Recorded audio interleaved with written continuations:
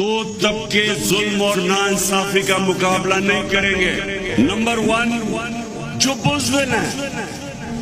جو ڈرتے ہیں کہ ہم یہ طاقتور ظالم کے سامنے کھڑے ہوں گے تو وہ ہمارے پر ظلم کرے گا۔ دوسرے خود غرض، میرے پہ سب کچھ ہے اور میرے معاشرے پہ ظلم ہو رہا ہے، لیکن میں کہوں کہ میری زندگی میں کیا فرق پڑے گا، میں تو انجوائے کر رہا ہوں، میری زندگی آسان ہے۔ یہ سب سے بڑا پرابلم پاکستان کی ایلیٹ کا کہ ہماری ایلیٹ کیونکہ وہ کمفرٹیبل ہے تو وہ سوچتے ہیں کہ ہم کیوں ظالم کا مقابلہ کریں،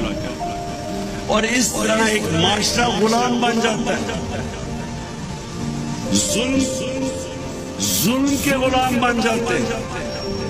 خوف کے غلام بن جاتے ہیں۔ 3 جو انسان کے سب سے بڑے خوف ہیں، مرنے کا، ذلیل ہونے کا اور رزق جانے کا، یہ تینوں انسان کو غلام بنا